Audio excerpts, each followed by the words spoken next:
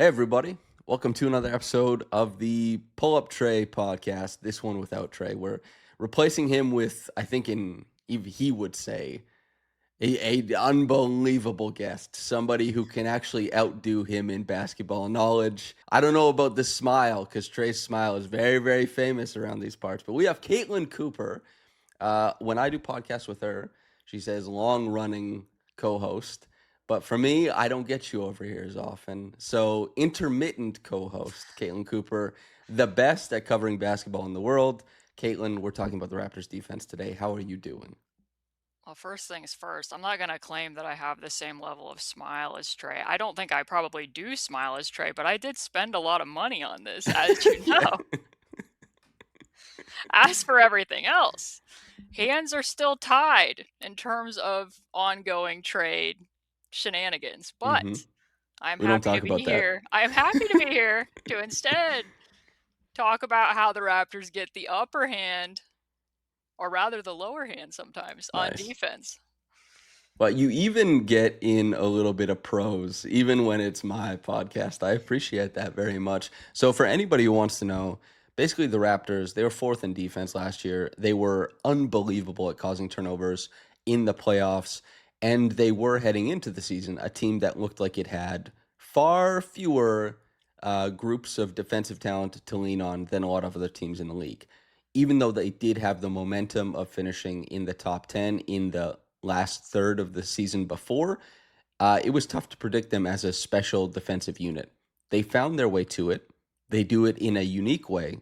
And Caitlin and I are here to talk about it. Some of this will be my insights, but I do want to impress upon people that Caitlin, despite not covering the Raptors, was sticking her nose in the proverbial film book looking for why the Raptors succeeded at these things. And I'm overjoyed to talk about it with her. We have film, we have all this kind of stuff. Caitlin, where do you want to take it first with why you started looking at the Raptors and why they were interesting so early? Well, for background, I always try to have summer projects. I poke around on stats a lot. That's something that I do when I have insomnia. I either get up and look at stats or I You think and about Blake, plurals. man. So I was getting up and looking at stats, and I noticed that the NBA put forth its highest turnover rate this past postseason of any playoffs in the tracking era. So going back to the 2013-14 year. There's a lot of ways you can look at that because the league's also playing faster. Their average time to first action has gone up. So it's very hard, and I promise this is the only Pacers reference I'm going to make during the entire podcast. It's very hard to play with that level of breakneck speed and also have such a high degree of ball security. It's why I call Tyrese Halliburton the immaculate exception. That being said, the rate was high enough, and there was also the highest steal rate among turnovers of any playoffs in the postseason, I mean, that I was like, there has to be some small sustainable tweaks that certain teams are finding to crank up this steal creation. Or at least that's what I assume. So I'm like, I'm going to go on a quest to figure out how some of the best teams at forcing steals are doing this. I looked at the Eastern Conference. The Raptors, although they only played in one round, had the highest opponent turnover rate in the postseason. So I then sat there and watched every single one of their steals from the regular season and the playoffs to see what trends I could find, what I could glean, as in, is how much of this is teachable, how much of this is the personnel that they're specifically locating to be able to enact this. Maybe it's some of both, and I think it likely is some of both, but that's the background on how this came into being. And I'm hopeful that this isn't just me like telling Raptors fans stuff they already know about their team. I promise you it's not stuff they already know about their team. Maybe one or two things, but putting it into words and putting it to film, in my experience, is useful. And it doesn't even matter because even if you are, Caitlin, and you know this as well as I do, even if you are on the cutting edge, 2 months, people just, it's their info now anyway. It's their knowledge anyway. You can't put a lid on it. This isn't the Amazon thing where they're buying, unique books and burning them before uploading them to their server. Okay, first quirk. Which one do you want to talk about? Well, actually, these all build one off of another. I think that this is a cumulative effect. So that's kind of what I would tell everybody as a baseline, that when I watched all of this, I came away thinking, and this is true of every defense, but it's very true for the Raptors defense. The how of what they are doing is what makes the difference far more than the what of the scheme. So there's very clear habits that the coaching staff has to be instilling across the entire roster. in order for this to come off. So to answer, the first one I would like to talk about is the stab, because I do know from Darko quotes, I follow Samson, I follow S, I follow other people that cover the Raptors, that 2 seasons ago, before the season, he said they were making a switch, that the most important guy on the floor was going to be who? The on-ball defender, correct? And I Correct. don't think, I want everybody to think about that in terms of not just like him talking about Davion Mitchell at the time, or not just talking about Jamal Shead now, or Jacoby Walter, or whoever you think the best on-ball defender is for the Raptors. That's them saying we're gearing our scheme around that person in the defense being the most important guy. Where in the past, you may disagree with me, but in the past, I think the shift was made because before that, the low man was the most important player in their scheme, and now it's the on-ball defender. So these stabs that we're going to look at are where I see the first habits coming into play that are going to build on other things. I think, which is really interesting because so much of, and listen, I'm not privy to a whole bunch of coach conversations or certainly coach meetings. Or the meta of NBA analysis, I think, has been devaluing on ball defense and really thinking about what's happening elsewhere. And I think that's just because the people who are driving it, they have a tough time capturing it in larger numbers so that they don't get to look at it easily. But the Raptors, they go a different way. They say the most important guy, the MIG, is the man up front. Darko. By the way, S is going to be so happy that you mentioned him. He's going to be like, oh my God. Caitlin, the work. Yes, Well, to be yes. honest, S shares a lot more quotes than you do on your timeline. So I have to True. keep up with him to know what's being said about this team on a regular basis, unless I listen to all of your podcasts, which I do listen to some of them, but I must admit I have not listened to every single episode. So It's true. He's a much more diligent quoter, whereas I just don't tweet. And then I go back to my podcast and then I loosely paraphrase what was said earlier. Journalism. don't tweet is probably a good mantra to live by. But what you're seeing here with Jamal Shead is, I think that, like, I take this and I see that they want the on-ball defender as definitely the aggressor. They want the ball handler to react. They don't want the ball handler defender to be the person reacting. So it's very active hands. It's very attack mode, not sitting back at all. They're typically only about an arm distance away. And their ultimate goal to me when I'm watching these is they hope to turn that player's back to the basket. But they're also playing chin to ball. You can see with the stance there, they want Jamal Shead's chin to be even with the basketball. That way he can stay a half step in front with the slide steps that he's going to take. And then from there, they're teaching a north-south stab with the outside arm. The inside arm if they can get it, but the outside arm, because let's face it, heavy hands can create light work and transition going the other way. And the Raptors definitely have a very high transition frequency rate. So you can go ahead and play them, and then people will see this. It's not just Jamal Shead. It's several players on the roster are deploying the same technique in terms of stabbing at the ball, trying to stay, chin to ball, a half step out. They're several of the players are also, I think, very good at being able to maintain their ground. Like there's Elijah Martin, and he's using the inside hand. What have you noticed? How long do you think that this particular concept took them to instill? Because I don't think it was like, by my eye, when I came on here and I was like, I know the defense made a pretty big jump at the end of the rebuilding season, but the numbers that I'm looking at, I don't know if that can automatically be assumed to carry over. And part of it was because they were gearing the defense so much around the on-ball defense, and I wasn't seeing this degree of commitment to the principles that they were instilling. So, like, if you had to estimate, because you've watched every single game, perhaps more than once, like, how long do you think it took them to get buy-in at this level? Well over a year. It's really difficult, and it would make sense if this was something that Darko wanted the moment he got in, because some coaches have these higher ideals of how things are supposed to look. And a guy like Darko, who loves the game of basketball and gets his first shot at head coach, the idea of being able to tweak and try out some things he'd been thinking about. I mean, he's published studies. He loves the game and thinking about it at that level. I think it took them a long time.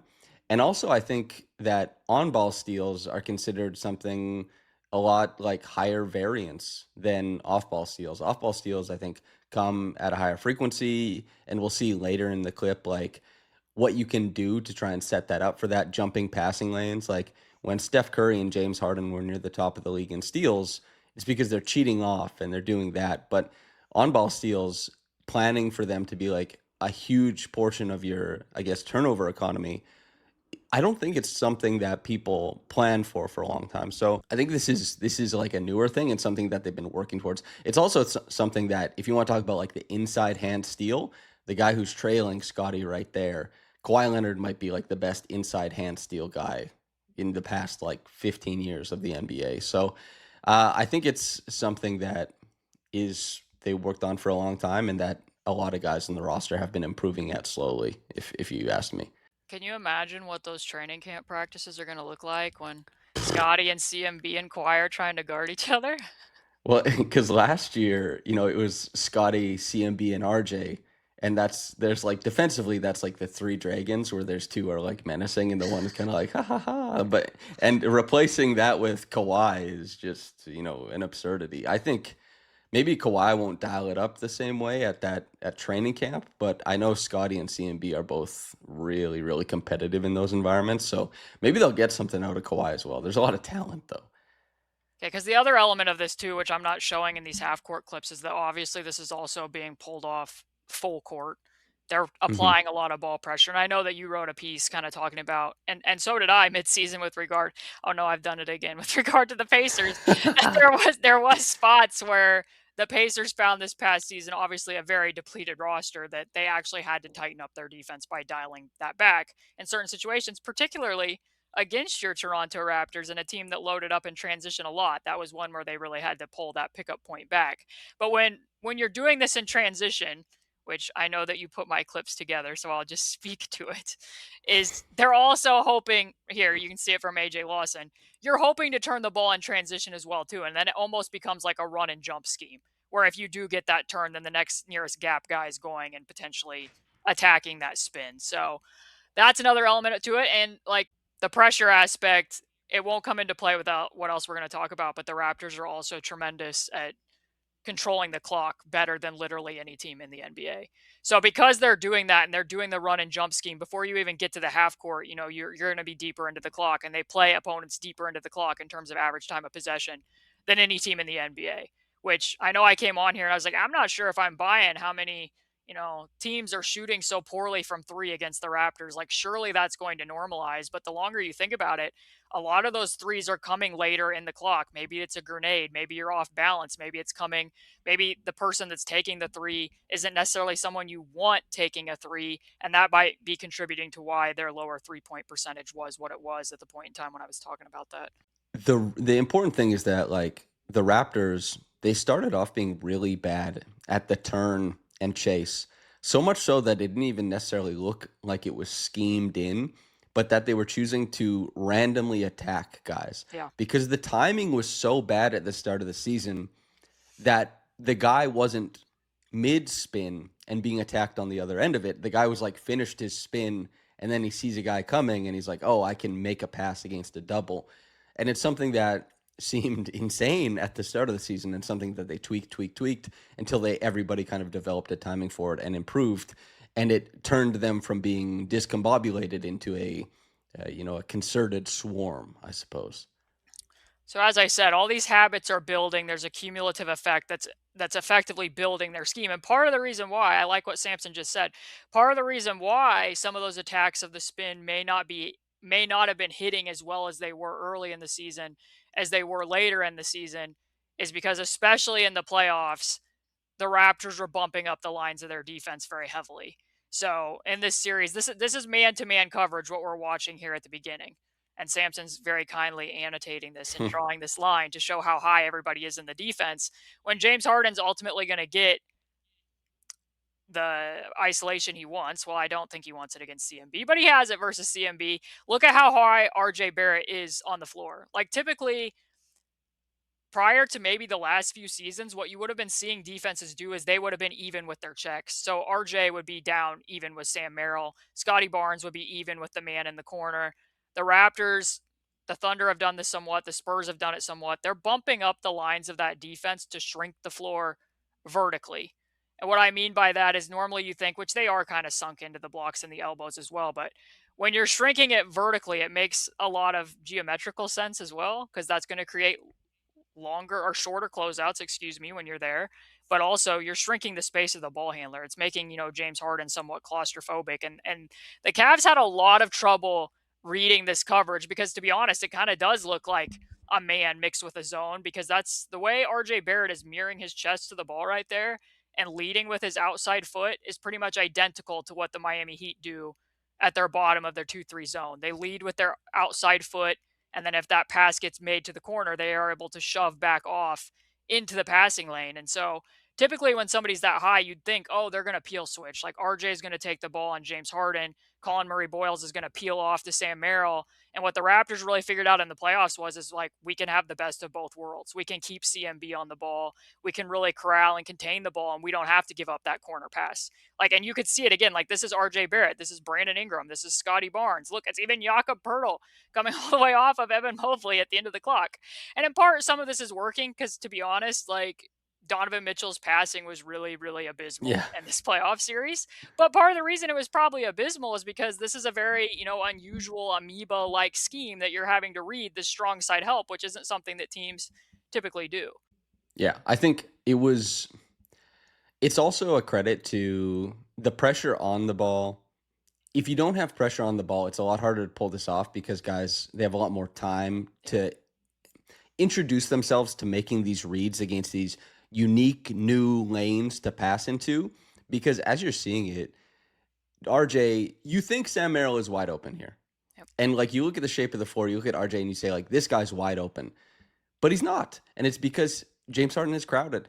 And to get it because of how RJ Barrett has positioned himself and completely locked off the bounce pass, you can float it to Sam Merrill. He is open via that avenue. But because of Scottie Barnes there and because of the pressure on the ball, this premise of passing doesn't really make sense. And especially, as you mentioned before, if the Raptors are going to drive teams further and further down the shot clock, these types of reads, you don't get to work off the advantage that it might create by floating it to Sam Merrill.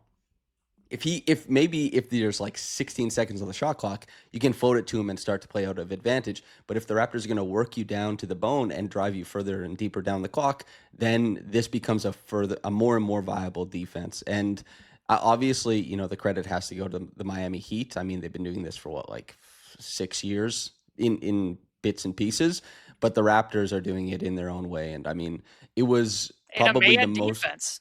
It's yes. a zone concept in a man defense. Yes, and the Raptors have had a lot of success mixing man and zone before. I mean, their championship team defense did with a lot of really high level defenders. They were amoebic in that way too, amorphous.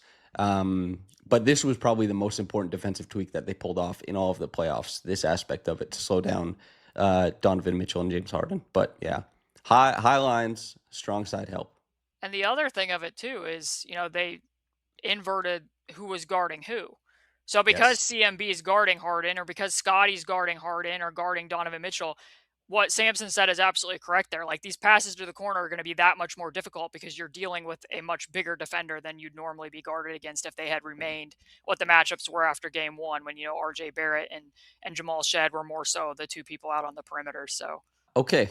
We continue to build, Caitlin. We link and build. Right. So if everybody remembers, they're helping off the strong side corner, and they're very, very high with their gap help, which is part of the scheme as it is.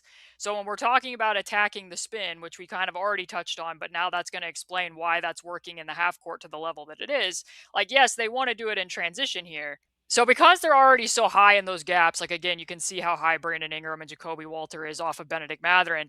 They can pretty much count on the fact that Pascal's probably going to turn back to his left hand, and then they can be early in that gap and take away the space. And again, you can tell that this is very much drilled into their scheme because every single player is doing it. There's Grady Dick at the top of the defense. So they really sit on the middle drives, pretty much anticipating that between the stabs, between the heightened pressure, between how high they are in the gaps, like I said, a lot of this scheme is built on wanting to turn a back to the basket and then pouncing off of that. And it's almost like, I'll get your thoughts on this, Samson. I did a whole podcast with Rick last summer about random offense and how the Pacers played out of triggers offensively. And I've often brought up and brainstormed with myself and a few other people privately, not on a podcast, about, is there a way to randomize defense? Is there a way you can add variance to your defense? And this isn't just cranking up the steal creation. This is basically like, when the ball gets to this spot on the floor, we are going to do X, Y, or Z, which is somewhat similar to, like, okay, we're the Pacers. When Tyrese Halliburton gets a switch, we're going to run a ghost screen and ghost that switch. Or if the ball comes to Pascal's hands at the wing and it comes to rest, we're going to do, a throw and chase, and he's going to throw it adjacent and automatically go chase and set a screen. Like, those are offensive triggers. It's almost like the Raptors are playing out of defensive triggers. Yes. And there's a random element to their defense that I find very compelling to watch and try to understand. My thoughts are that they're playing conceptual defense. And, everything is a concept to some degree, but defense is, insofar as how I've learned about it and how I've seen it played in the NBA, it seemed more rote and more structural because it's reactive in nature. But the Raptors, they're being reactive, but with an expectation, like there's a proactive aspect to Yeah. it. Like they're reactive in a way that's not like, let's kick this guy out and reset and get our shell back. They're reactive in the sense that we want to trigger these for steals, for turnovers. And I don't think that, obviously, turnover creation and steals and all that kind of stuff has been an important part of defense for forever. But this hyper aggressive form of it, as you said, this building aspect of all these different tweaks, they really are a team that they're looking to maximize this aspect of it, and their concepts are built out of not necessarily just getting stops in the way, like moving players into less desirable spots of the floor, sometimes inviting them to the more dangerous spots as long as they can converge on them. And those types of conceptual decision making or triggers, I think, are pretty novel in the NBA, and I think it's why sometimes they can just overwhelm some players who don't respond well to it. I think the other thing that I like about it is our friends Evan and Bowser recorded a Yeah. podcast about predictable defense and why for so long it was thought that defense needed to be predictable, because for the defenders in the scheme, they need to know, like, if this happens, then I do this. And in this case, like, it's unpredictable for the opponent, but Yep. it is somewhat still predictable for them. It even though it's so heavily read based, because like you said, Yes. I clipped this film out of watching the steals and sent it to Samson. Samson's obviously going to have way more expertise because I'm watching all the hits. I'm watching all this and I'm thinking, wow, like this Raptors defense, like this is chaotic. This is going to cause so much issues for the opponent. I'm not seeing when they're missing it, so Samson would obviously have to speak to that. But there is definitely an unpredictability for the opponent, but still a predictable element for the defense, which Yes. is important because when you're talking about, like, at the offensive side of the ball, like, you want it to be, you know, controlled chaos. Like, you want to know what your triggers are, and the Raptors know what their triggers are. They especially did by the playoffs at the very least. Yeah, so much of offense is basically getting yourself into two or three options, knowing that one of them will be available for sure if you make the right decision. And you want to talk about, I'll do my Pacers reference, the immaculate exception, Tyrese Halliburton is, what I call his spectacular order of operations, Hmm. whatever. He's in control of that because he has the ball. But the Raptors are doing their own version of their order of operations because they feel so confident to get their hands on the ball. Like that's the unique thing is so much of defense is about kicking guys out and moving them to the less dangerous spots, getting a reset, driving them further into the clock, yes. But the Raptors are almost like, we just want to touch that damn ball defensively, and we're going to orchestrate our defense and our reads into being able to get our hands on it. We want our share. You might have possession, but we're trying earnestly to steal it back. And I think it's pretty unique. And yeah, shout out to Bowser and shout out to Evan because, Ready to Diagram is not with us currently, but it had a brief and spectacular moment in the sun, just like bouncing around before it. Could you show the baseline drives again? Yeah. Okay, so these ones I think are really interesting too, because obviously we just showed how it works with the middle drives because they're bumping up the lines of the defense. But here, this is a very opportunistic moment to close space behind the penetration to attack spins or any change of direction. So they're basically using the next nearest defender in that gap to automatically go close that space. And why I think this one's so interesting and why I like it so much is, they're always, like I just said, there's always going to be an open pocket behind that penetration. And what you're doing is you're effectively saying, nope, you're not going to back up. You're not going to be able to use a crossover or a counter move. You're not going to be able to spin because we're automatically going to have that guy there. And again, not all of those are going to automatically result in steals or turnovers with Jacoby swiping it. But surely you're going to, like, guys who want to be baseline operators like a TJ McConnell, for instance, that's really going to make him think twice about what direction he's taking the ball. Yep. The decisiveness is the whole thing, because basically you're introducing a level of decisiveness that hasn't really existed on a large scale for a defense. And these triggers, it's just really important to do this, because there's all these, use the baseline as a defender, use the sideline as a defender, get to the point where you can trap. And there's, they've triggered traps before, but I guess the volume that the Raptors are doing it, and the immediacy, because Jacoby, you can see his stance is already changed. Yep. Most players are not identifying this, or most defenses throughout history are not identifying this as a trap situation. So many players isolate right here. In the history of like stars, so many isolate right here because they're like, they'll leave me alone in the corner and I can control the game from right here. The Raptors are like, the moment you turn away from me and you even approach that, I'm jumping you, because I don't want you to control the game from right there, and we're going to put you in a state of disarray. And this also, it gets a little bit more complex and more difficult for offenses to figure out because of the clock situation they usually impose on others. But these reads, yeah, they're meant to overwhelm. And listen, it's a good point you made about how you're watching the hits. Like, you put on the Eagles' greatest hits, Hotel California is on. You're like, wow, what a track. I heard a lot of the songs that didn't work out. And listen, some of the Raptors players can be a little bit feckless. There was a huge difference between Grady Dick jumping a guy and Jacoby jumping a guy. There are some guys who try to jump and this pass goes out to above the break and they get stuck in the corner. They don't rotate very well. There's 4-on-3s that come out of that. There's 3-on-2s. The Raptors, especially when there was a player who was so confident in his dribble and he was a good passer, could just shred the Raptors because of there's the vigor they attacked the ball with. He could just move through a dig and he could make the right read. They weren't impervious to it, but on the large scale, ball handlers, I think, had a tremendous amount of difficulty with this practice. And that's why I think it all starts with what we talked about, right? The on ball and the stab. Mm-hmm. Because until they had full buy-in on that element, even this isn't going to work as well. Because on a lot of these cases, you're going to notice the on-ball defender is not getting beat, and that's kind of the key part. If they had gotten beat, the double that they're tripping there, like a booby trap, effectively, is not going to be as effective in the ways that Samson just described it. So the next one, I'm really curious to get your thoughts about, because something that kept standing out when I was watching all these, especially with some of the on-ball steals, is very unique. So I want to get your thoughts. Hand down is not man down sometimes. Yeah, I mean, there was just a big study that somebody did before you run this. There was just a big study that somebody did where they watched every single three-point attempt from the finals and showed what the three-point conversion rate was on early versus late contests on threes. And that's very fascinating to me and something that I think is understudied. I think we should do the same thing with like strong hand and weak hand contests to see, because typically conventional wisdom says that you as a defense aren't impacting a three-point percentage. You're impacting the location and the volume of three-point attempts.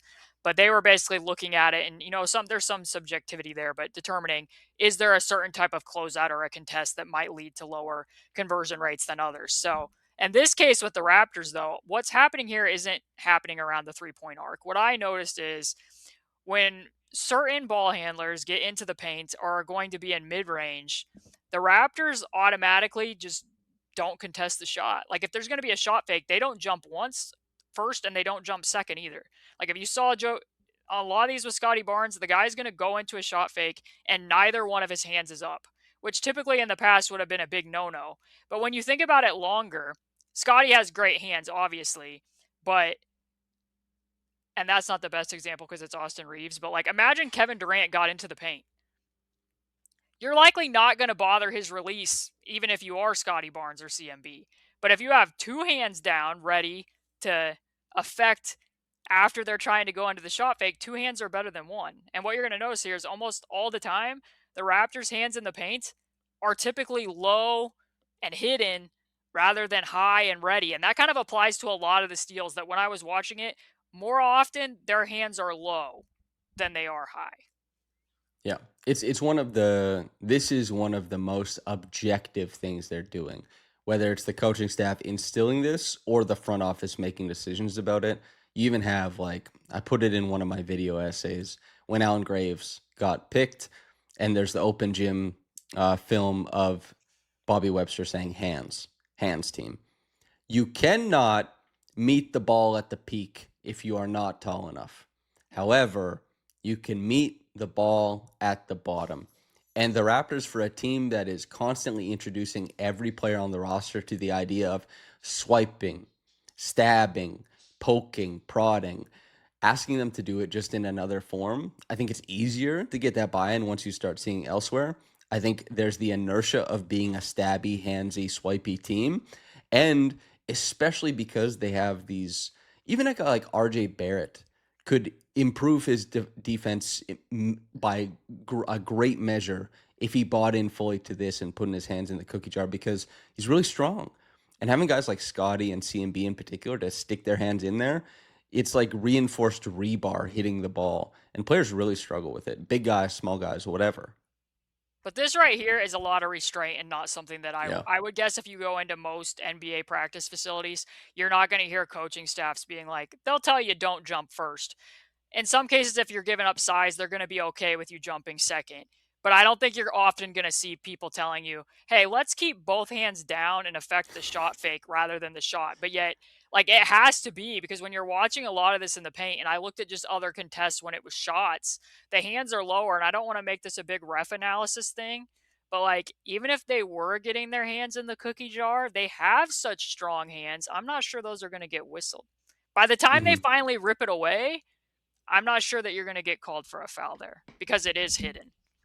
I will say, from watching all of this, the Raptors, I think, have a great whistle on Diggs. Like a really great whistle Yeah. on Diggs. Especially, this was the year where Scottie started to get some of that carte blanche respect that the best defenders in the league do. And you could actually see it in the playoffs. The Raptors, they were putting hands on. And the Thunder are obviously the number one team for getting the greatest whistle of all time defensively. But a lot of theirs is like body to body contact and like slap stuff to kick you out. The Raptors, there's some slow-mo highlights from this season where you can just see they are mauling guys. And the hands stay low, they're in it, and the refs have been letting them battle it out. And I would be surprised if this was a point of emphasis for the refs coming into this and the Raptors' advantage here got blown up. But it's a unique advantage. And as you said, I think the restraint is probably the coolest part of this, because it's not easy, because players get taught to go for the block their whole life, and changing that impulse is not something that comes easy to players. Players, their impulses are almost set in stone by the time they reach the NBA. So to change this at a team-wide level, pretty interesting. And the other aspect, I mean, we've kind of touched on it, but up until this point, all of this has pretty much been dictated on.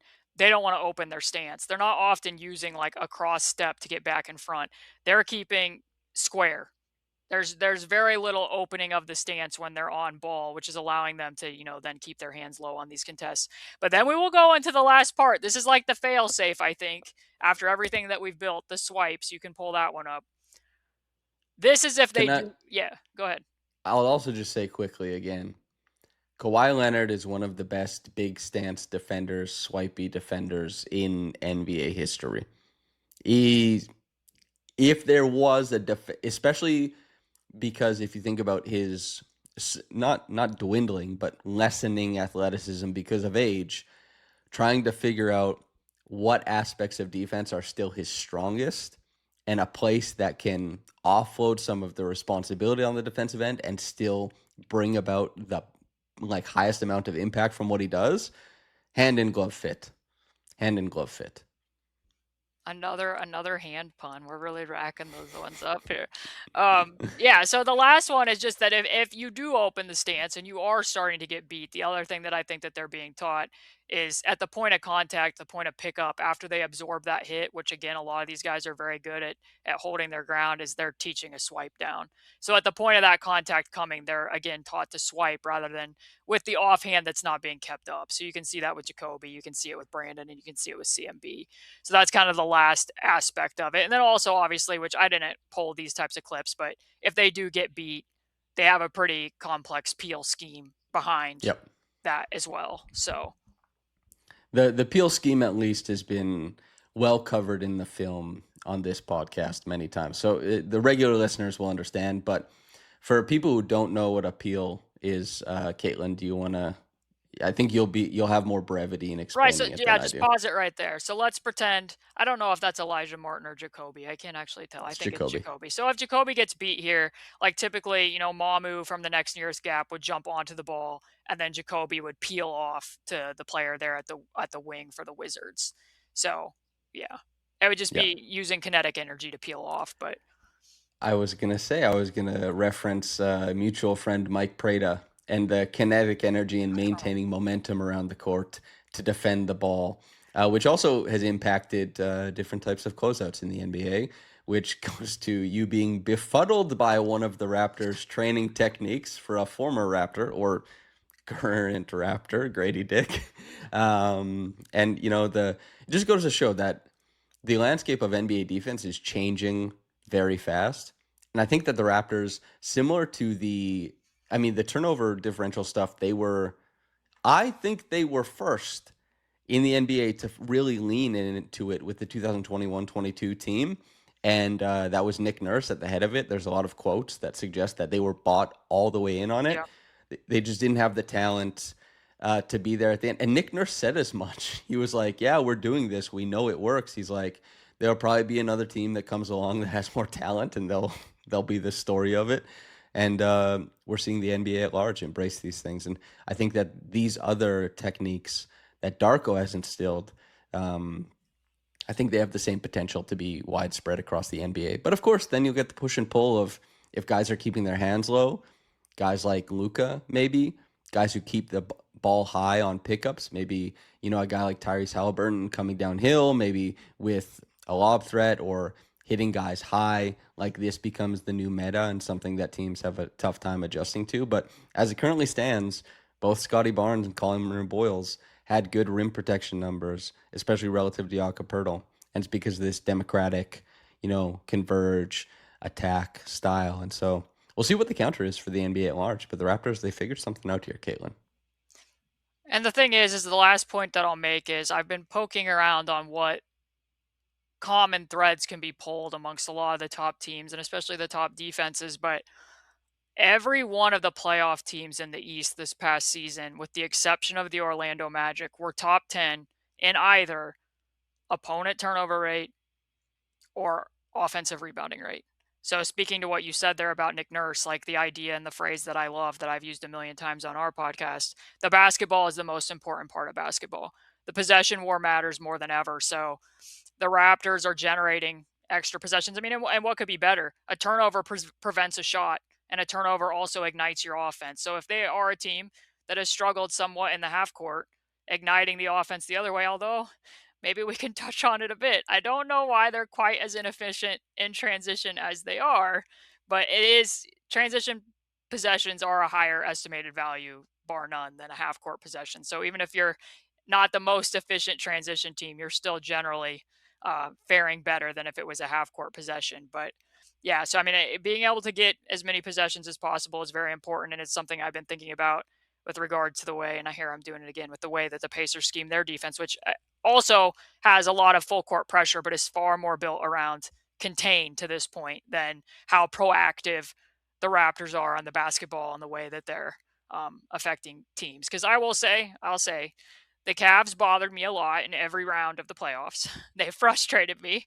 They frustrated me against the Raptors. They frustrated me against the Pistons, and they frustrated me against the Knicks. And some of these turnovers were self-inflicted. I really think that Donovan Mitchell's passing needs to improve, especially given the contract that he just signed. But I can definitely see in watching it back, and while I was watching it live, that this would be very disorienting to handle, especially when they completely inverted what the scheme was game 2 through game 7. And just overall, I also want to just say, I said it on this podcast and I will say it now. Wherever Scottie Barnes finished in the Defensive Player of the Year voting, I don't actually know that off the top of my head, was not high enough. It was not high enough.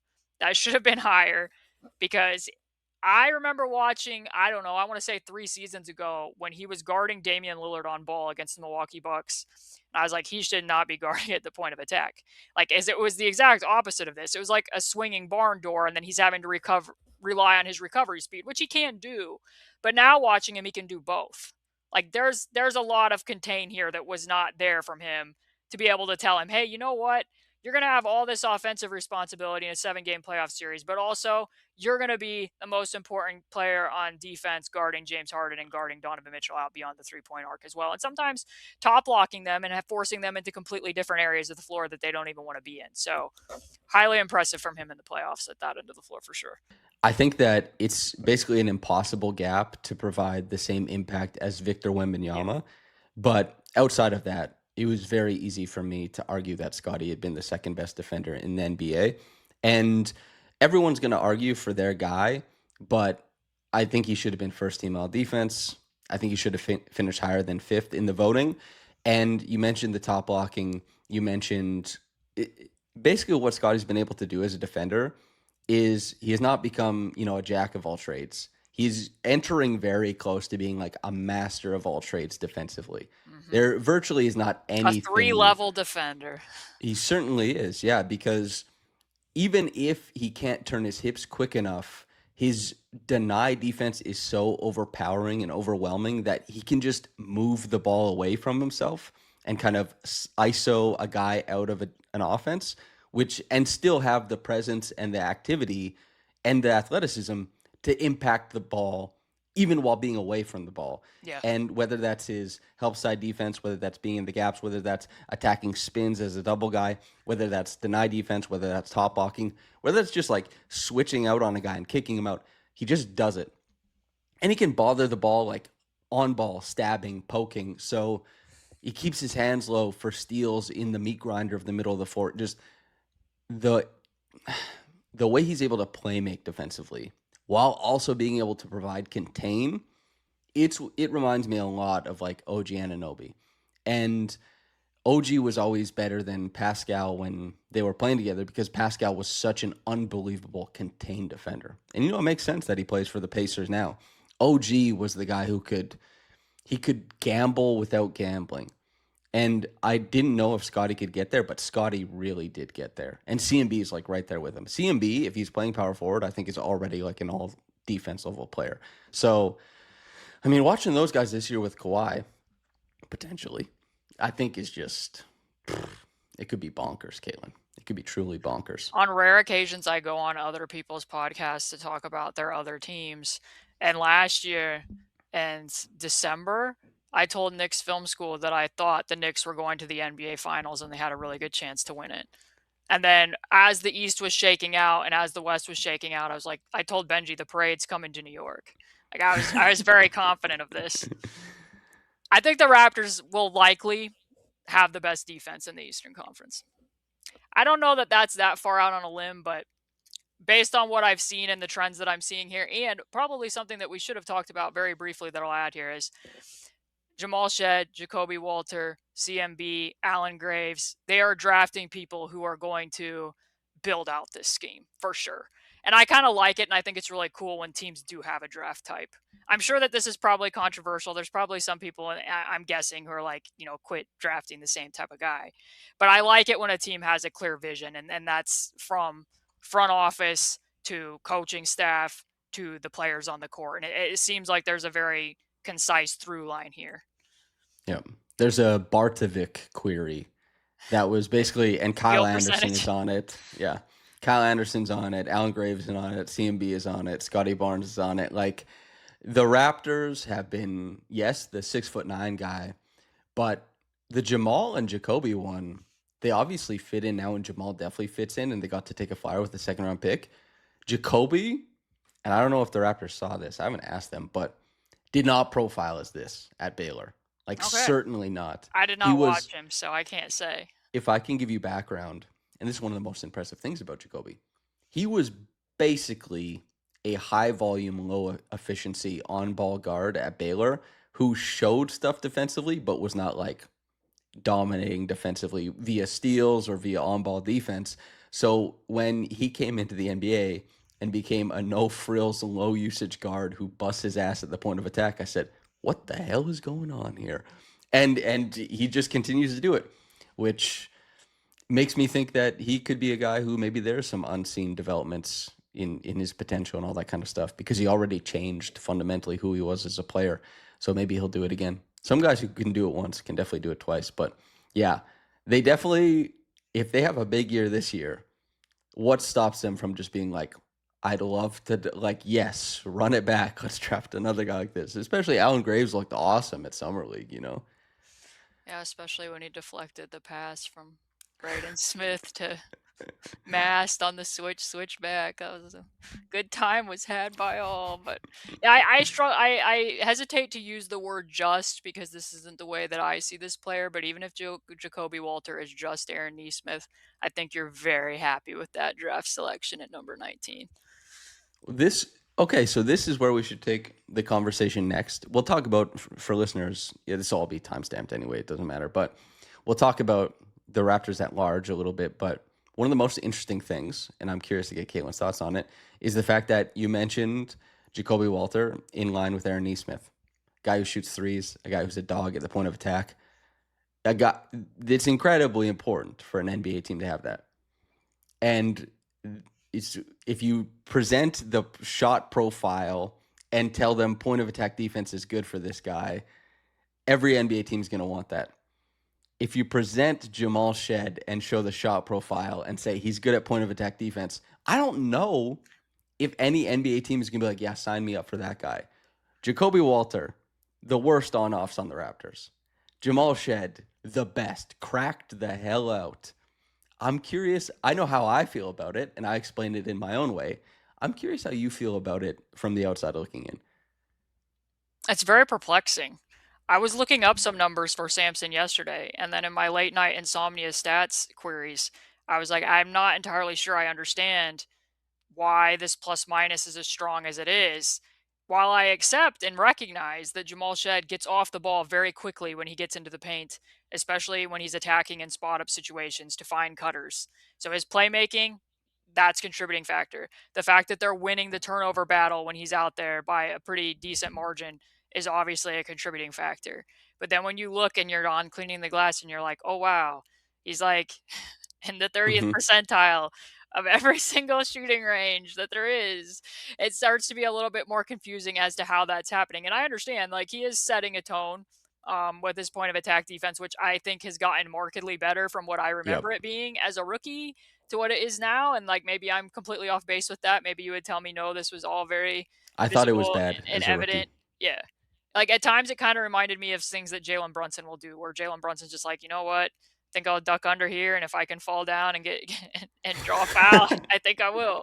Like it was some of that type of stuff. But now I think all the things that we just mentioned, the trends that build, he's easily a part of all of them, even though he's not part of Vision 6-9 or the reinvented version of it necessarily with how much size he's bringing out there. But yeah, it's an interesting one to decide why the plus minus is as strong as it is, because I started thinking, I'm like, well, maybe it's because a lot of his minutes are tethered to when Mamu was out there as a stretch five and when Scottie was on the floor, and like Scottie having a stretch five opens up the floor more for Scottie, and maybe they're running more inverted pick and roll when Scottie's out there and Jamal Shead just happens to be there. But even when you filter those two off and Jamal Shead's on the court, he's still winning the minutes.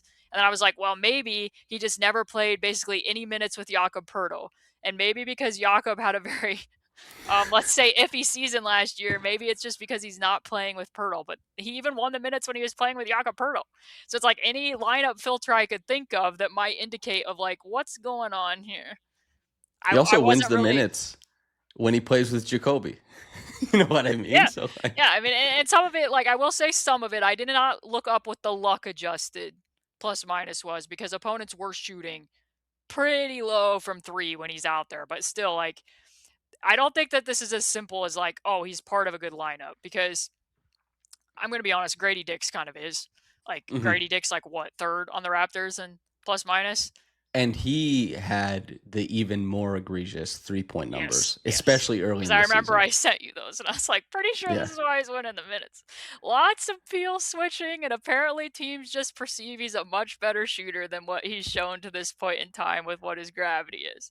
And because he was a better transition finisher than a lot of other players on the Raptors, because he was a dedicated leak out guy. So he Because he just would leak improved out it. of peel switches. Yep. He did that against the Pacers like twice. Oh yeah, the Pacers game where the rolling slipping Grady Dick undid them. Yeah, wow, that Yeah. was a funny one.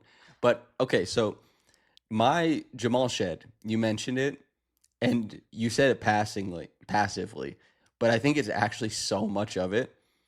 I said this on the last podcast. Sorry to everyone for reiterating myself. He is I'm one just of copying your takes and no. He is one of the great playmakers in the NBA without an apparent advantage because he doesn't shift the defense out of sorts. The defense is oftentimes well in control, but the ultimate moment of leverage is understood by him at a level that I don't see a lot of playmakers do it because reading momentum can turn nothing into something. It can mean that a gap that wasn't there is now there. And the momentum is operating three different ways, oftentimes, maybe even four. The guy on ball, the cutter emerging into a lane, the guy who might be helping off of him to cover, the guy who's defending the rim. All these different things are pushing and pulling. And Jamal Shead, this was per synergy the last time I looked at it, which is a long time ago now, but passes out of drives at an unbelievable rate. Basically, he has very little interest in doing it. And then if he does drive, he's taking a floater that he never makes. And somehow, he still, when he gets off the ball, the points per possession is to the moon. I would expect this from Ja Morant if he's at the rim and making a pass, a yeah. pass around the side of a big to a guy in the dunker spot. I would not expect this of Jamal Shead, who is 16 feet from the basket and lays the ball off to a 45 cut into what looks like a paint that has three guys in it. And yet, the points per possession is to the moon. And to me, he's been doing it for so long that I can't explain it any other way that he just understands passing better than most players and he's making the right decision at the right moment and that's transformative. Now there's potential I guess next year that like it just all goes to hell because it's like, oh, you're not bending the defense and maybe something was happening. But as far as I can tell, he's actually a special playmaker. And without even breaking down the defense, which is pretty rare in the NBA. Like he's got a sub 50% true shooting. And like, listen, he gets them to play fast, he gets them to go in transition, but the fact that and the defense it makes sense, but the fact that they score well when he's out there makes no sense. Like none at all. I mean, I will give credit to the coaching staff on this aspect, and I highlighted some of it when the Pacers were playing the Raptors in summer league. The Raptors have like 3 or 4 very coordinated, scripted cutting patterns that are Yep. really effective to put a lot of tension on the defense. So if you are a guy, and TJ is actually the opposite, in that TJ typically, when he's turning the corner, looks to score first Yep. before he looks for the scanning cutters. But TJ is also a guy, and this might apply to Jamal Shead as well. Like when you compare Andrew Nemhard to TJ, Andrew's much better at spraying the ball Yep. out to shooters. TJ is much better at scanning for cutters. And Jamal Shead seems to me like he's a little bit better at identifying the cutters as well. Because I mean, sometimes we talk about that, like, oh, that the team, this offense is so vanilla, like they're not occupying the weak side at all. It's like, okay, but is the playmaker good at delivering the ball to players who are moving? Because not everyone is. Sometimes people need to hit more stationary options, and that's not to say that Andrew can't hit anybody that's moving, but it's just a difference. Like TJ is literally not as good as Tyrese and Andrew at finding spot up shooters as he is when What's he's attacking baseline and finding cutters. And Jamal's also very good at identifying those cutters. And that's another place where the synergy is because this offense, by comparison to what Nick Nurse's offense was, um, every pick and roll is more so a 10 yep. player action rather than just a 2-man action. So when the offense is in movement around Jamal Shead, it even becomes harder because I did see Andrew Nemhard tried to defend Jamal Shead and be like, I don't care about your floater, bro. Like I'm just backing up. It's harder to back up and dare that person and be like, beat us from the middle of the floor when everyone else around is in motion. Yep. So The best defenses, they made Jamal Shead's field goal attempts go up. Yep. And Jamal Shead's best games are like 1 for 3 shooting, 9 assists. And just plus 26. Like that's always how. And I've made this game 7 against the Cavs. He goes 5 for 7 in the first half because the Cavs are saying, we would like this to be about you. And then he finishes 5 for 16 and the Raptors get run off the court. Because if you make it about his shot making, then you do it. He, in that series, was thrust into a starting point guard role. It's tougher to organize, the setup and the game plan against a backup point guard and be like, we're going to be really disciplined about this when he's a change of pace guard who's coming in and, being a one-man wrecking crew off the bench. Do you want to talk about transition offense with me? Sure. Joe Wolfond and I talked about this, and Joe will probably listen to this podcast because it's you on here. So hello, Joe. And you and I will need to talk about this again at some point during the season.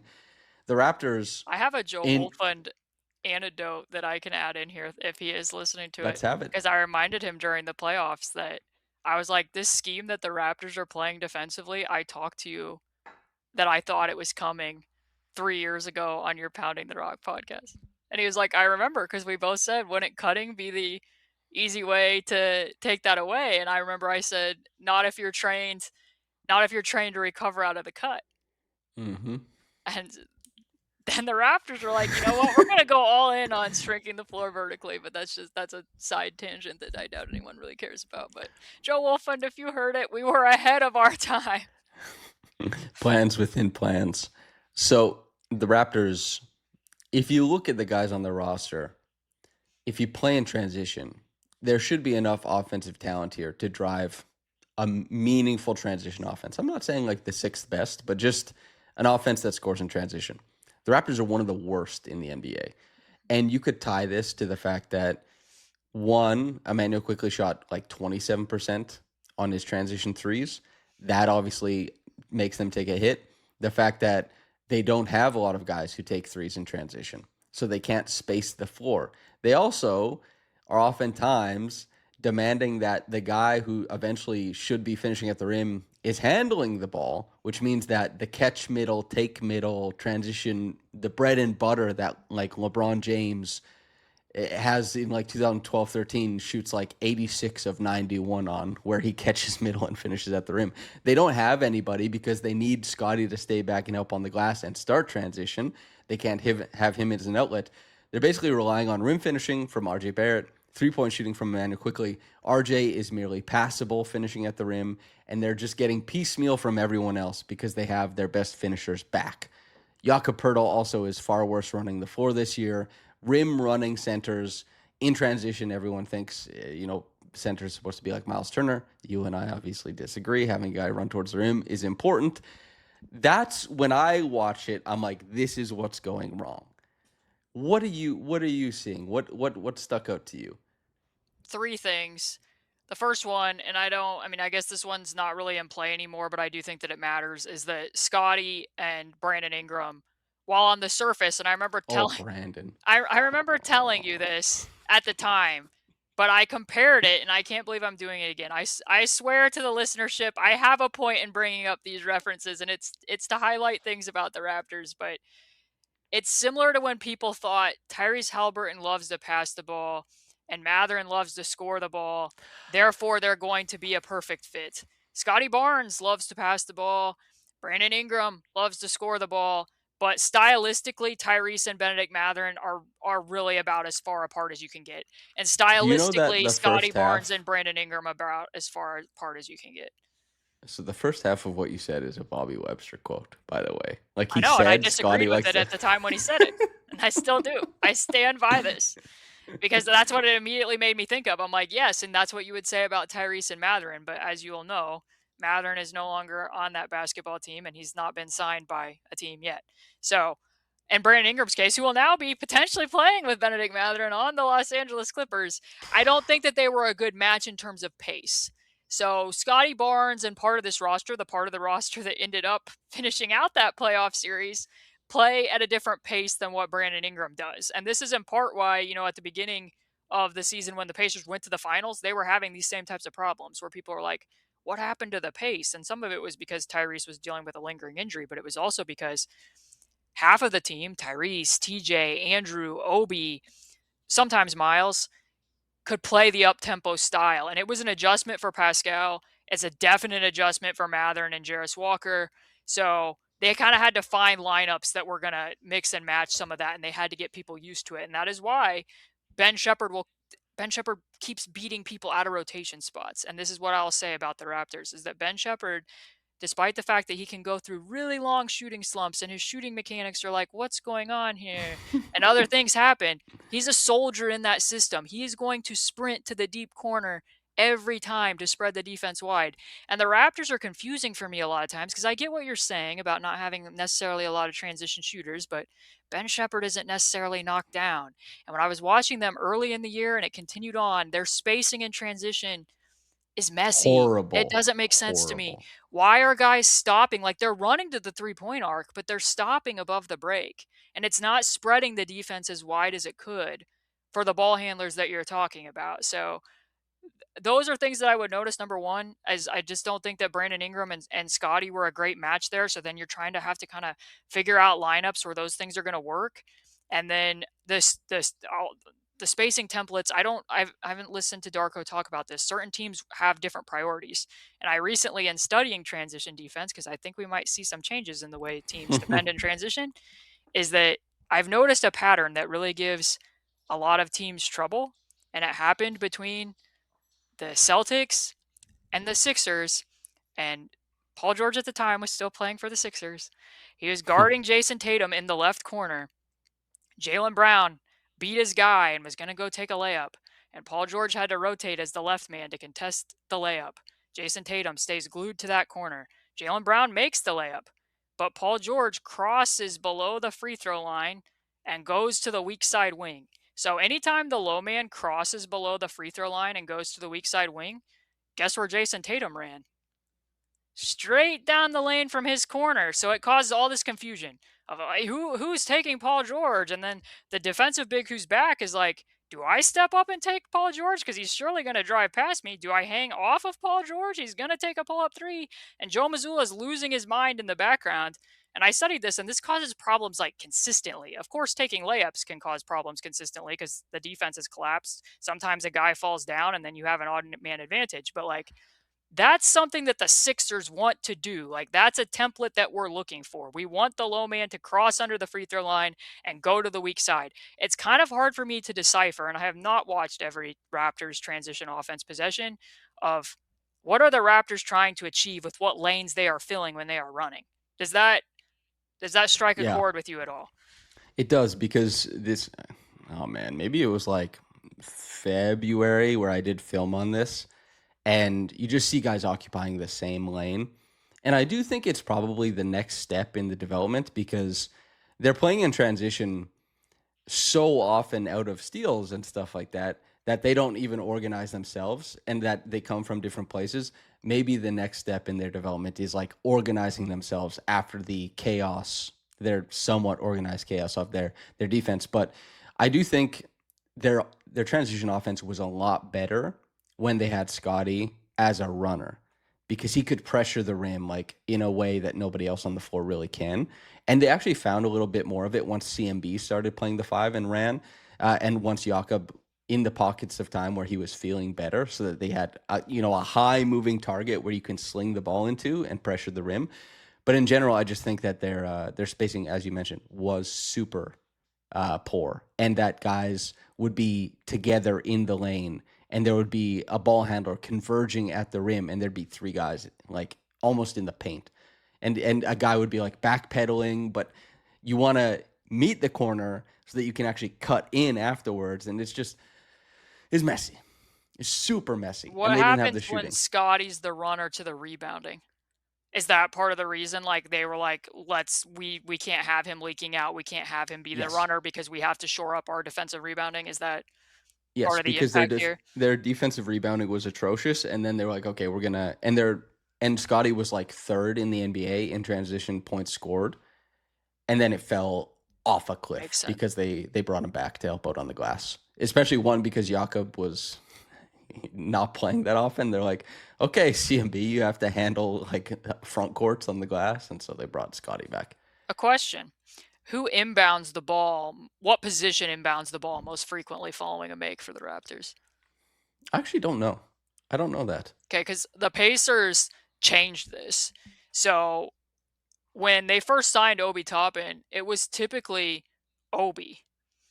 And they flipped it because they realized we get better deep seals with Obi and Siakam than we do with Miles, and we would prefer to use Miles as a trailer.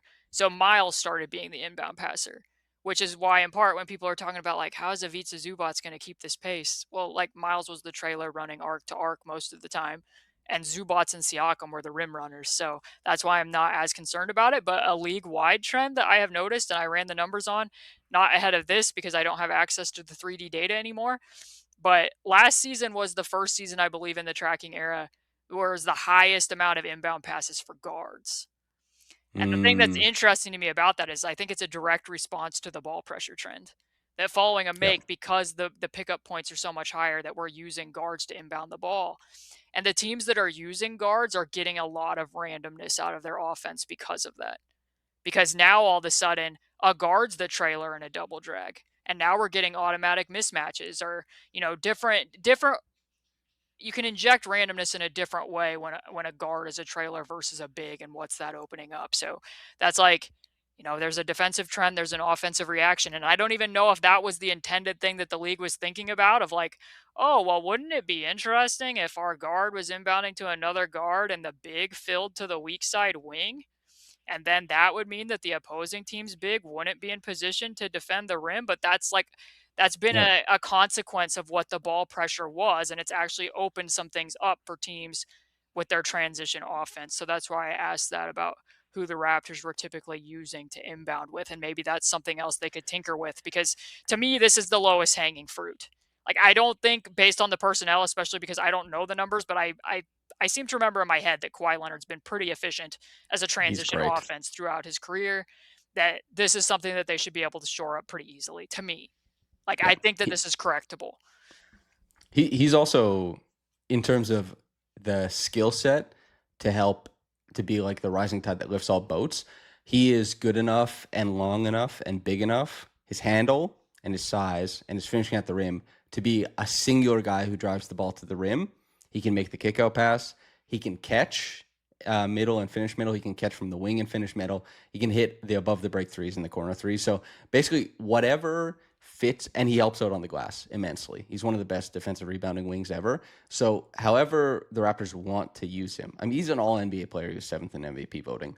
I don't know if there's anything else outstanding about him right now. There's some stuff going on, but as a basketball player, he projects as almost like a panache to so much of what the Raptors are looking for. Because I didn't say it at the time, but yeah, when I was looking for the Cavs series and things that the Raptors were going to attack, I was looking at Brandon Ingram trailer opportunities, and I was just aghast at the fact that he hit 9 trail threes the whole season, despite being like the last guy up the floor all the time. And the fact that he's 6'9" and his arms go forever, and he was never the catch middle option. He was never getting down the floor. I was just like, the Raptors aren't getting anything out of this guy in transition. And then you juxtapose that against Kawhi, who on a team that played in fewer possessions in transition, was just getting way more out of it, and historically has. So should help a lot. But the inbounding thing, a lot of times it seems like whoever's closest to the ball, because they're just trying to wing it up floor. And I don't know if they have the same. It also could be that I'm just like not paying attention to this the way I should be, and I'm just missing out on something. But it almost seems random to me sometimes who's moving the ball in terms of inbounding. Man, I didn't even think about the rebounding aspect of this, and that with Kawhi, it's going to make playing CMB at the 5 a lot more viable. That's an angle that I hadn't really tossed around too much in my head when I was thinking about the defense. Yep. Especially low hands, swipes. Like they helped CMB as a rim protector, because he's not going to be a guy who he has to get it low, or he has to be able to collect his feet and meet a guy at the top, track the ball. And it's a lot easier to track the ball if you force the pickup sooner. If they have Scottie and Kawhi on the floor, those are tough digs to drive through. Like maybe between two players, you could talk about like Jalen Suggs and guys like that, but that's It's tricky business. Okay, the last thing I want to talk about with you. You mentioned that the Raptors could be the number one, or you think they'll be the number one defense in the Eastern Conference. We talked about the transition offense hopefully improving. We talked about a whole bunch of stuff. What do you think about their offense overall? Can we talk about my topic of empty strong side corner pick and rolls? We certainly can. I think it's very interesting, particularly for the construction of this Raptors roster. So once again, sometimes I poke around and I do summer projects and somehow relate them to the Pacers in my mind. So when I was watching the first round of the playoffs, I was like, I'm not seeing very much two-man game, and two-man game meaning a pick and roll being run on one side of the floor with three players dotting the opposite side. So you're running the pick and roll basically in the corner for people to visualize.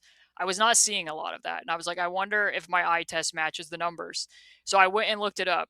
And the NBA in this playoffs, at the point in time when I wrote that story, was running the least amount of two-man game, empty strong side corner pick and rolls of any point in the tracking era. So we're talking about like in 2013-14, the first season of the tracking era, the league was averaging 32 and a half of those per 100. This season it was under 20. It was 18. It's never been under 20 before. So Wide pin corollary. So I was wondering where has this gone? Why is this happening? And so the other thing that was correlating is that this was also the second furthest average defender distance on three-pointers. And some of that's because of what teams were in the first round, if we're being honest. Like the Pistons don't have a lot of perimeter gravity. The Raptors don't have a ton of perimeter gravity. The Magic don't either. Spurs. That was skewing some of these numbers. But I still think that there's starting to be a shift where team defenses are going back to valuing the rim over the perimeter more, where they're like what we just showed with the Raptors. The Raptors are playing very high into the gaps rather than staying glued right to those shooters. So because teams are taking extra steps off, that means if you're the ball handler in an empty pick and roll situation and you're coming off that pick, you're going to see a wall of three defenders rather than just one or two if it's a middle pick and roll. But then when I was digging even deeper, and this is the part that I find applicable for the Raptors that I'll get your reaction to, is I was noticing the Celtics in the first round did not run a single pick and roll with Brown and Tatum, whether it was Tatum as the ball handler or Brown as the ball handler. And some of that's because Tatum got injured at the end of the series, but still zero. The Orlando Magic ran less than 10 between Franz Wagner and Paolo Banchero. The Raptors ran one with Scottie Barnes as the ball handler and Ingram as the screener. And again, I realize some of these people dealt with injuries.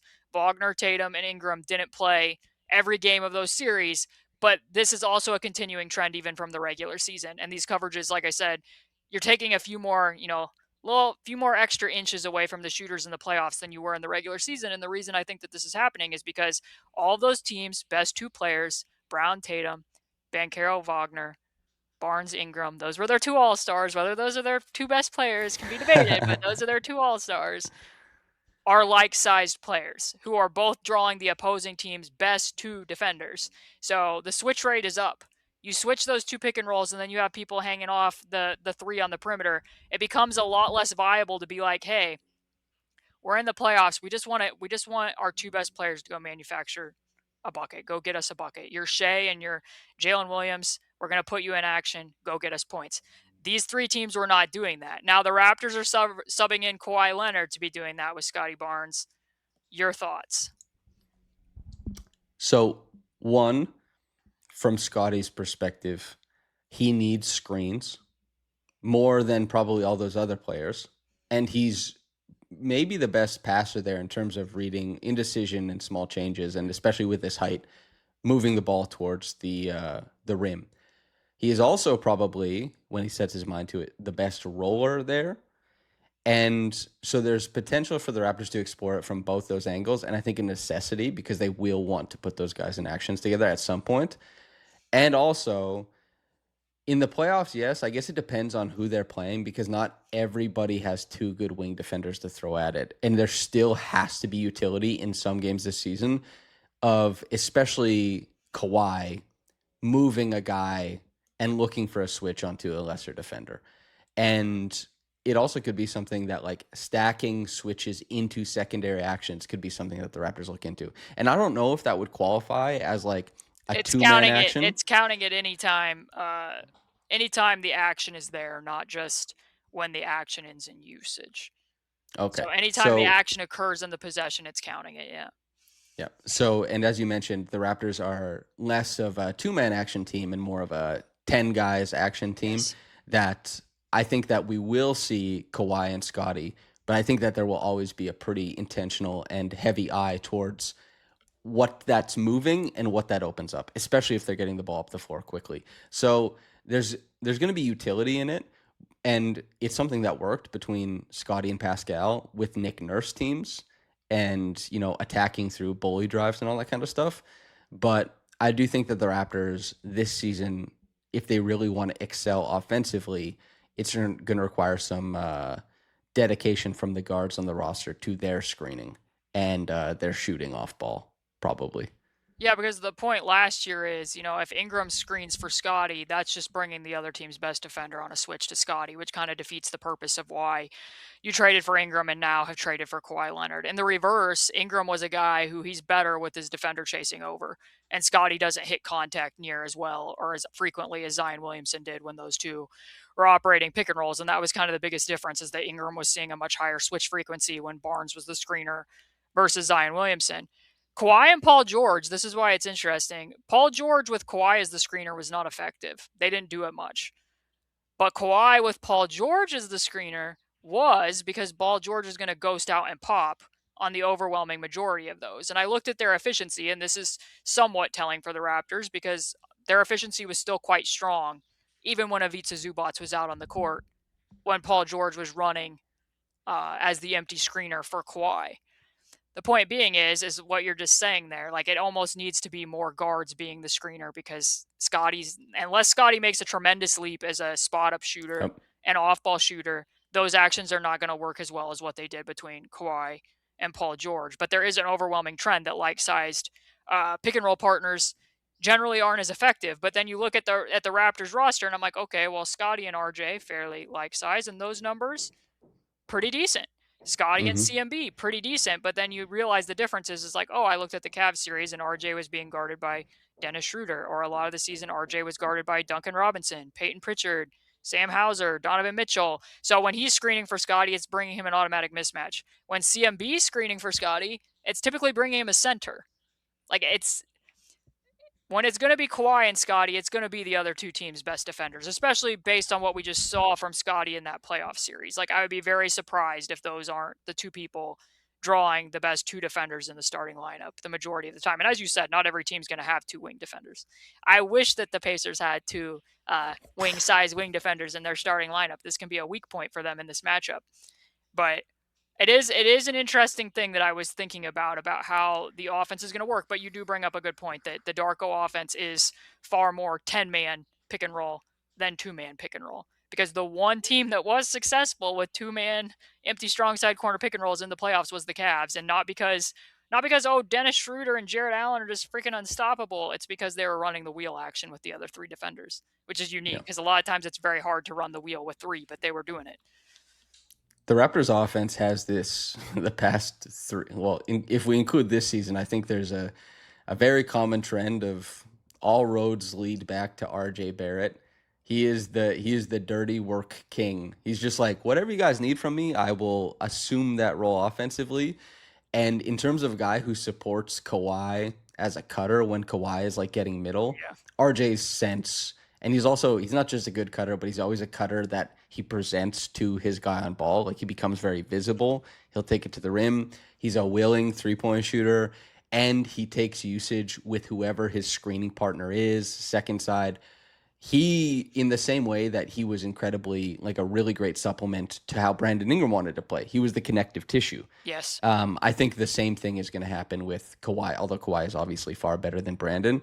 RJ, despite the defensive drawbacks and despite him not possessing, a perfectly ideal shot diet for the modern age, I think his on-ball playmaking is probably the strongest aspect of his game, and his ability to just like weave in and out of an offense, being whatever is needed at a time, will be extremely important for these Raptors. And what happened last year was his impact numbers were massive in terms of like the half court, because he's just filling in where necessary. And so it's up to Scottie to improve a lot and to really make a statement this year. It's up to Kawhi to be healthy and eligible and to play his best game. to really move the Raptors. But the Raptors, in terms of making sure that they carry offense from game to game, RJ should be a huge presence, I think. How bullish are you on the jumps that Scottie made during the playoffs carrying over during a regular season? This is tough because on the one hand, I don't want to disregard it as like it doesn't count, because it counts. It And counts. I would be so certain when they get back to the playoffs. He looks like a guy who's going to be a playoff riser for every year of his career, and a guy who doesn't need to have like the good 3-point shooting series they did against the Cavs to do it. He has patience, he has physicality, he's incredibly good at problem solving. He was more confident with the dribble, but you can't get away from the fact that the type of basketball he played, it's incredible that he could do it, but he's incredibly taxing. Even though he did succeed, no easy buckets, grind, bump, find a way. Even the passes he made, he had to work really hard for. And it's genius passing. The rim assists he created, He might be unbelievable. the best dunker spot passer for his size in the NBA. That's There's such correct. a trance-like quality to what he does, and I really think it's because he's so straight up and down. I think it lulls the defense to sleep because he doesn't often attack at an attacking angle. And obviously he's really good with the eye manipulation too, but I really do think he's probably the best dunker spot passer that Yeah. I have seen at his size. Upright stance, still maintaining momentum, trance like, as you say, but really can burst because he's a quick first jumper. He can get out of that trance like into a really aggressive front of rim attack. He can finish with both hands, getting wide off the glass, and the range of motion he has to like make these little duck in passes or just rifle the ball to a guy in motion, really special. But a lot of, and like this is the difference between regular season and playoff basketball. Anthony Edwards, I made this reference on the last podcast, just a guy who can step in and spam threes. It moves you through the regular season. Emmanuel Quickly, a guy who is like just brings dominant level impact per minute. So much of what he does is like the easy stuff that gets you through the churn of the regular season. And yet in the playoffs, he's not succeeded yet. And I think that the Raptors had a certain type of edge because he was replaced by Jamal Shead in that series against the Cavs. Who knows? I think whether it would have been better for the Raptors or not, I think it would have looked a lot different if he was out there. And so Scottie doesn't have these currently. He's a genius player, but he doesn't have easy avenues to points and assists right now. And that's a huge development that he has to work to. And just because he doesn't have an easy avenue doesn't mean it's not there. It just means it's probably harder to grind for 82 games. So he's made the leap. It's just like, it just takes a lot to get there every night, especially since he's giving you like DPOI stuff on the other end. Yeah. Here's how we know how taxing it was. Because I found it very interesting ahead of that series when CMB had a quote where they got asked about like how you're going to guard the pull-up threats for the Cavaliers, and he was basically like, well, Scottie's going to be doing a Mm-hmm. lot of that. And I thought to myself, I bet that coaching staff is just thrilled that their rookie went to the podium and said what that matchup was going to be a few days before this series starts. And then lo and behold, game 1 happens, and that's not who's guarding him. It was RJ Barrett. And I've told Samson this privately, but one of the most interesting things about the playoffs is I think sometimes we're sitting at home and we're like, man, why was that Darko's game plan? Or like, how did this coach not think of this? Why did it take them 3 games to get to that? Like, I saw this coming, and it's like they saw it coming too. It was just a matter of a lot of times it's like, how long can we get away with Miles Turner on Karl Anthony Towns? We know we're not going to be able to do it the whole series, but for how many games can we? How long can we wait to pull back the pressure against the Oklahoma City Thunder? Because we know that's the big adjustment we're going to make, but when are we going to make it? Like, clearly they were planning to invert that defense. CMB Yeah. doesn't go to the podium and give that quote if they weren't planning to do it. It's just a matter of like, we know this is going to be ultra taxing for our best player on the court. how long can we get away with not doing it? And after game one, it was like, we can't get along. We can't get away any more games doing it this way. We need to go to the other alternative plan that we had. But the Scotty stuff for me, the things that stood out to me in that series, and you feel free to be like, no, that's not it. That's wrong. The things that stood out to me as improvements the most was, of course, his on-ball defense getting the biggest showcase that it could possibly get against Donovan Mitchell and James Harden. But beyond that, on the offensive end, is that he made the biggest jumps in the post and spot up in terms of play type frequency. And the post was, again, a lot of people think of the Cavs as like this, that's a huge team because they're playing double big. In reality, the Cavs are not a big team. They're playing like 24 minutes with Mobley and Allen out there. The rest of the time, they have like 4 small guards out there. So there was a lot of different people that Scottie could theoretically pick on. But I do give him a lot of credit because there's games in the past where I'm like, why is Jalen Brunson stonewalling you in the post? Why are you not even recognizing the cross match you currently have against Peyton Pritchard? There was a definite, as you're saying, can he exert that type of energy all the time to be doing bully drives and be picking up 94 feet against opposing guards and everything else he was doing? I don't know. But the post operation for him improved. Also, the spot up frequency improved, not because he was shooting the lights out from 3, but because when they were double big, if he had Mobley on him or he had Allen on him, he was very efficient at taking a few dribbles, getting into the paint, and just drilling every single non-restricted area paint shot that he took, which admittedly was some fadeaways, was some turnarounds, but like he went from shooting 48% and the non-restricted area of the paint in the regular season to 64.7% in the Yep. playoffs. Like that was by far the biggest jump. I don't know how sustainable I find that, but I do find it compelling that he was willing to drive the bigs more often and he was willing to post the guards more often. But also there was probably no team in the Eastern Conference that was better set up to give him those two types of mismatches than the Cleveland Cavaliers. So I guess my long-winded response to my own question is I really wish the Raptors would have got another playoff series. If I could have On seen this in the next round against the Detroit Pistons, or lo and behold, in the Eastern Conference Finals against the New York Knicks, I would have a much better picture of it. But I do think that I overall agree with you that it's kind of like the Jimmy Butler of it all. Like what Jimmy Butler does in a playoff series, people want it, they hope for it, but do I think Jimmy Butler can do that for 82 games? Likely not. So I don't think all of this is I don't think that you're gonna be seeing this as much. And some of the things I would have liked to see improvement in, the isolations, the drives, that stuff wasn't really there. But that's why you have Kawhi Leonard, or why you will eventually have Kawhi Leonard, assuming things get sorted out there. So Yeah. The drive frequency per NBA.com improved. Like he was driving so much more often, but it's just a function of being on the ball so much more often. And also, I think it doesn't have to be 64%, but he gave enough for you to feel like this is a guy who will really figure out the middle of the floor, yeah, which is what a lot of defenses will offer you yes, because like players get funneled there. And so being able to make a killing in the place where players get funneled is really, really important. And that's probably the biggest step. However, regular season offenses are not really made out of that. Playoff offenses are. I mean, Jalen Brunson just did the damn thing, right? Like, absolutely incorrigible, cannot be changed, will find his way to it because it's just problem solving the middle, seeing what comes out of it.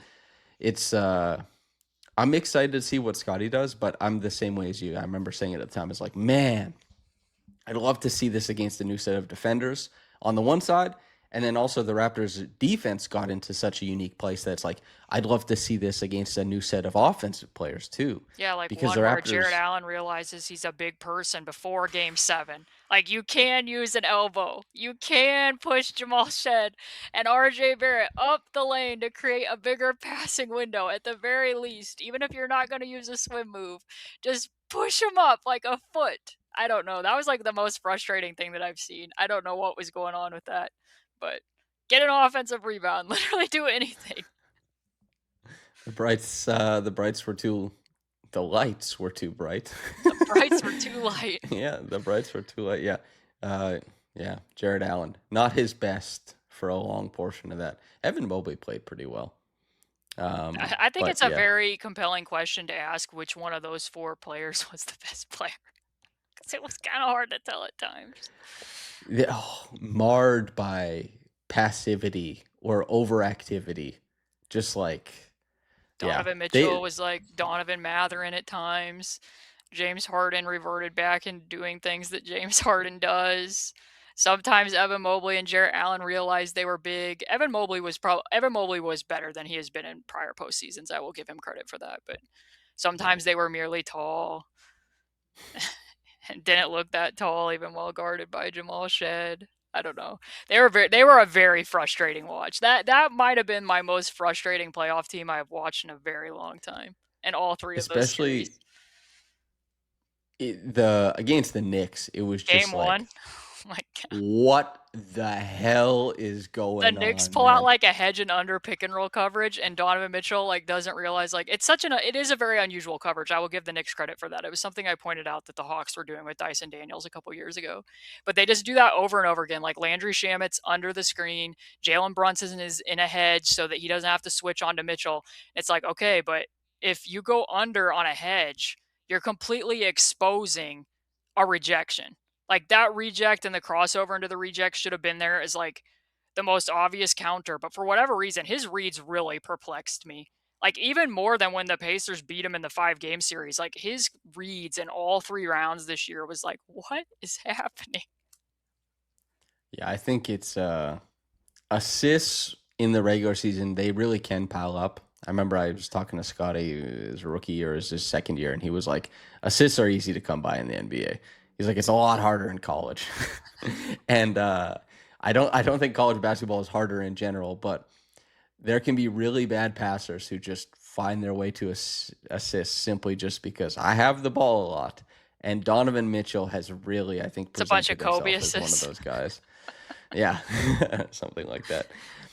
I tell you what, I really liked the Cavs when it was Darius Garland running the show. Like, loved watching him orchestrate an offense. I'll be pretty interested, but again, he'll be with the Clippers. He'll be with like Benedict Mathurin and Brandon Ingram. I Is don't this a know, man. safe He's space or we just like clown on what why in the heck is this Clippers roster? Like I don't understand it. they're Like I just get well, that you're rebuilding, but you have like a million combo guards on your roster. And I don't know. yeah, Like I guess maybe I'm too biased because I think that the Raptors did not give up a whole lot here to get somebody who was equivalent to like a top 5-10 player. Now obviously we might kind of know why now, but like they virtually gave up like what I think they should have had to give up if they were just trying to get off of Brandon Ingram and Grady Dick's contracts. that's what I thought too, man. I was like, people are like, "Oh, I can't believe it's like, dude, the upgrade here, if It's everything just substantial stays static, is in not pretty just much in every like facet. not just in who's a better player, but we've talked about like the fit here is really, really quite nice. Um, but yeah, that's that's probably where we can leave it, Caitlin. About an hour and a half of your time. How do you feel about the conversation? Hopefully people are didn't just think I just reiterated all of Samson's points from other You did podcasts not. with different verbiage, and hopefully I didn't just point out a bunch of stuff that you're like, yeah, we watched this team all 82 games. We already knew all of this stuff. Like hopefully I actually was able to enhance your experience of watching the team that you enjoy watching so much and be like, "Hey, next time you see it happen," and be like, I remember them talking about those stabs and that strong side help and how this Raptors team attacks those spins. Hopefully that's something that'll stick with you. That's what I aim to do with Samson when he comes over and talks about the Pacers. Also, it is kind of hard to be in the Samson role. I'm not doing it as often anymore, but typically he gets to come over and react to my film, and it's hard to do that just off the cuff. Like I very much plan episodes and know where things are going, and you just have to be able to react and say things. So being in the I, Samson of the podcast isn't so easy. I'm a conceptual podcast Yes. guest. Yes. I have certain triggers I respond to. Yeah, that's exactly it. For anybody who really, and I'll tell you what, I guarantee. Well, on the one, okay, will people remember what we said? Yes, but they will absorb it as their own knowledge, and they'll continue to talk to us as if we're stupid. Secondly, the comment section under this podcast, I think, will be full of people saying Caitlin is the very best, which she is. If you think Caitlin's the very best, or even if you think she's merely just great, go to Basketball She Wrote, the Patreon. you can learn a lot about basketball. If you're into the Pacers, of course, then that is the mecca. But if you're into basketball, it's only slightly lesser than the mecca because there's so many things about Merely basketball a that you can promised enjoy. land. Yeah, merely a promised land. And so if you want to learn about basketball, Basketball She Wrote is a great place to do it. It also means that you could support, in my opinion, the best person in terms of covering basketball in the world. And I have been saying that for like 5 years now. Basically, from I read 2 of her articles and I said, this seems pretty good. And then You she did a read a podcast with it. basketball article? Yeah, but this Halcyon Days. This is some time ago. And then we had you on the podcast, and then we were talking about hats on a hat, and you were like, God damn, Nate Bjorkgren. And now we've made it all. I don't know how many episodes we've done together, but support Basketball She Wrote, the Patreon. And Caitlin, thank you so much for providing the time. Anything else? Anything else from you? I mean, I don't think that there's anything else for me to add. I welcome that the Raptors fan base is willing to let me come over here and talk every now and again and share my musings, despite that they do get mad at me every now and again. But hopefully now they've been able to come around to what my Brandon Ingram opinions were. Yeah, you were chided quite heavily for suggesting that Pascal Siakam was better than Brandon Ingram. You got a tough response to that one, but you know what? I think you came out. I also think that Kawhi is better than Brandon Ingram. Let's all remember that. And I guess I will close it. My one closing positive thought, because I don't ever share hot takes and shoot off a bunch of takes on my own podcast, but this is a safe space, so I'll go ahead and do it here. Is that I said I wish the Raptors would have got another playoff series so I could have seen Scottie and all these things play out against a different opponent. I think the Raptors will get another playoff series this year. So there we go. If the trade goes through and things go as expected there, and I won't give any of my opinions about those matters because I don't want to put Samson in a tough spot, but I do think that they can win around in the playoffs for sure, and I think that this is going to be a good basketball team. I think it's going to be a fun basketball team to watch. So, yeah, that's a pretty lukewarm take. They win around. They should. I mean, I gave you a stronger take than that in private. Similar, I guess I did that. I guess I did that with the Pacers too. I remember I told you because that was the first time you acted like I was like an overly optimistic, crazy person. Because when the Pacers traded for Pascal, I remember I texted you and I was like, I think they can beat anybody in the East other than Boston. And since they've traded for him, they've beat anybody in the East other than Boston. And they've also yet to lose a playoff series when Tyrese Haliburton is healthy. So I feel pretty good. I feel pretty good with where I was standing on that one. In this case, I told Samson that if Kawhi goes through, I think that the Raptors could be contenders. I put them in the contender tier. And I will say I only slightly qualify that because I don't know what to expect from the center position entirely. I need to know what Jakob Poeltl is going to look like. But if Jakob Poeltl can be more like the Jakob Poeltl that was prior to this past season, I think that they could be a fringe contender. I do think that. Yeah, I think so too. Everyone's there's some comments been getting on me for saying they're a contender with a puncher's chance. Everyone's been getting on me for saying that, like, listen, all Jakob Poeltl has to be is healthy, and you just stop looking at his contract and look at him as a player who helps you win games. They've got guys on the team. A healthy Jakob Poeltl at like 26 minutes per game could be like a guy who wins a lot of minutes. The playoffs and it gives them optionality. Everybody says this, it's a cliche, but the playoffs are all matchups. And when I think about this Raptors team, I know for a fact that if I were ranking the opponents, this is the toughest opponent for the Pacers in the Eastern Conference. And it has been for like 2 or 3 years. They control pace better than anybody. They for forwards who rely on turning a lot, this is a tough defense to play against. And also, like, they have lots of players who can guard Pascal, and the Pacers have very few players other than Pascal who can guard their myriad of wings. So there's a lot of issues that this team creates for them, and that's been true the last 3 years. I think the Raptors are 8-3 against the Pacers. That's not a part of the bracket that I would like them to be on, but in the past, the Bucks are a good matchup for the Pacers. The Cavs are a good matchup for the Pacers. The Pacers have executed extremely well against the New York Knicks, albeit the New York Knicks are a better team now than they were a year ago. But point being is it's all about matchups, and I think that the Raptors could create matchup issues certainly for the Pacers, and I honestly can see the way that they would create matchups problems for the Knicks as well with this iteration. So I don't know. I could be wrong. I guess I'll be fine being wrong if I come to an opposing team and gave them too much optimism. That's a place where Amending, that's a place where I'm fine to be. yeah, amending your statement. The Pacers can beat anybody except Boston and the Raptors, who were just terrible at the time. Caitlin, do you want to close out the podcast since I often close out yours when we're doing I it don't together? know. Like, I don't know if my catchphrase will hold up. I'll just try to rip yours off and just say that, like, whether you got into this during the day or at night, hopefully you enjoyed the podcast and have a blessed day. What am I? Oh, am I supposed to do a thumbs up for the No, thumbnail? you have to say. Okay, so wait, I'll remind you of what it Okay. is.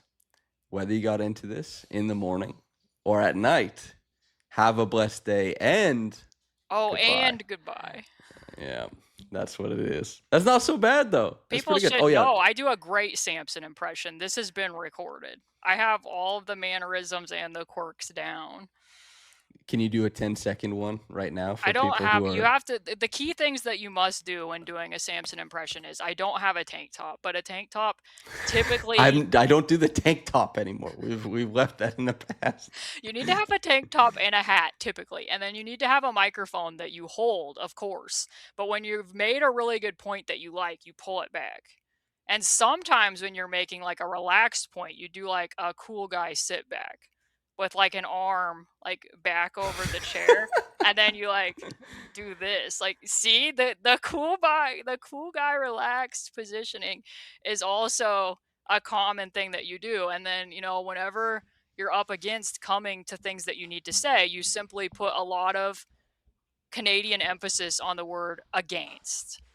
When you're up against it, you pull out those types of words as well. I'm the cool teacher. You might need sitting like a backwards Dune on the chair. reference. You stretch out your arm and point. If you have a Dune tattoo, that's also helpful. And then you also, if you can bring up something about the public good, public transportation, the postal system, any of that, use Marxism in general, classism. If you can relate that to basketball, you're also hitting all of the Samson notes.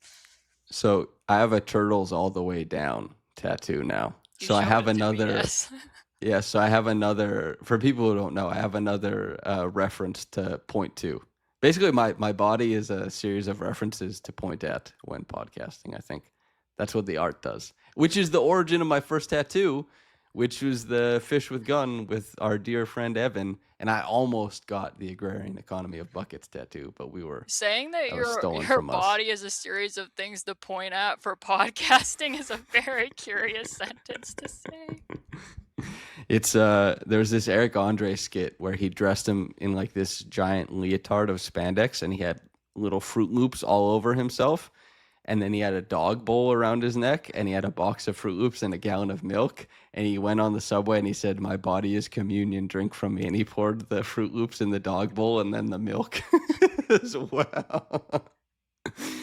Oh, my body is communion for literary reference or speaking reference. How do Whatever we know it is. anymore? You don't wear a tank top. We can't point to the tattoos now. I'm professional now. Good thing I didn't show up with a tank top. I have occasionally worn a tank top. I didn't know they were banned on your podcasting network. Yep. Backwards hats, unprofessional. Tank tops, unprofessional. Okay. Naming conventions, unprofessional. I gotta get locked in, and I gotta do the right thing. Okay, Caitlin, thank you very much for hopping in and donating, an hour and 45 of your time. Listeners, thank you very much for tuning in. I'm going to make sure to like, comment, subscribe, hype, all that good stuff. I'm going to turn it over to Caitlin to finish the podcast. Whether you got into this in the morning or at night, have a blessed day and goodbye.